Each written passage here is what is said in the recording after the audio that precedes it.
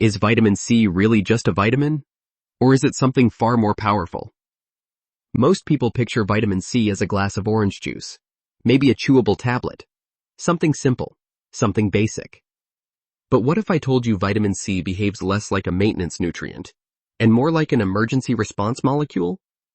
What if vitamin C is not just about preventing scurvy, but about survival under stress? Today we're going to unpack why vitamin C is completely different from most other vitamins, why modern life is silently draining it from your body, and why so many people are walking around with what I would call hidden deficiency, inflammatory stress, oxidative stress. I eat well. I consume fermented vegetables. I'm intentional about whole foods. I expected everything to look solid. My vitamin C levels were low. Not borderline, not slightly under, clearly low. I was shocked. How could that be? I wasn't living on processed food. I wasn't skipping vegetables. I wasn't drinking soda all day. It shows up when things go wrong. Vitamin C is different. Vitamin C gets used up when your body is under pressure, when something is threatened. Physical stress, injury, poor sleep. Think of vitamin C like a fire extinguisher. You don't empty it every day when everything is calm. And modern life doesn't just require maintenance levels. Modern life increases demand dramatically. And here's the fascinating part. When animals are stressed, they dramatically increase production.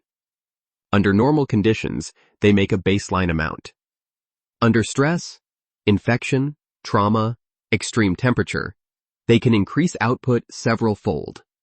Their bodies recognize threat and respond by manufacturing more of this protective molecule. Humans? We lost that ability. Somewhere in evolutionary history, a mutation disabled our internal vitamin C production.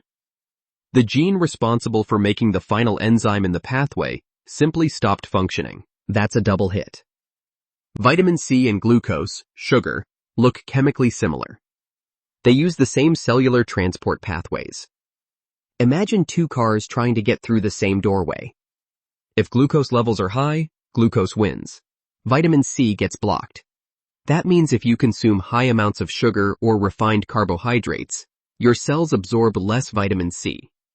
This is one reason people with chronically elevated blood sugar often show signs of deficiency. You could be eating vitamin C, but if glucose is elevated, cellular uptake decreases. This is subclinical deficiency. Vitamin C has a profound relationship with oxygen.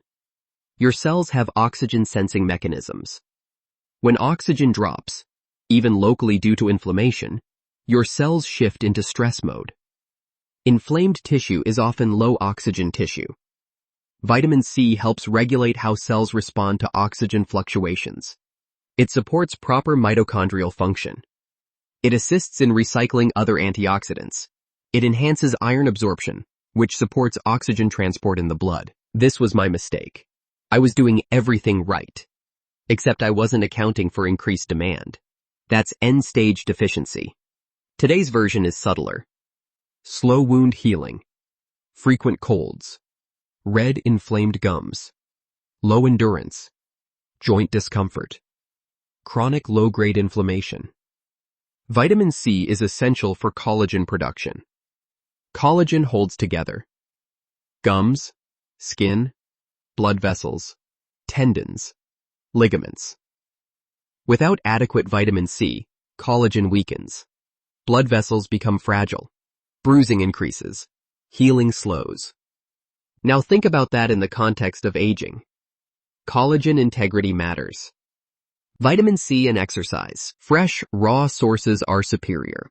Prioritize recovery. Because increasing intake without lowering demand is like pouring water into a bucket with a hole. Industrially produced, often derived from corn glucose, highly purified, cheap to manufacture. Ascorbic acid is chemically identical to one component of vitamin C. But in whole foods, vitamin C exists within a complex. With that said, thanks for watching, and until next time, prioritize whole food vitamin C sources daily. Include fermented vegetables regularly. Reduce refined carbohydrates. Manage stress intentionally. Adjust intake upward during illness or intense training. Vitamin C is not glamorous. It doesn't have the hype of newer compounds. But it is foundational.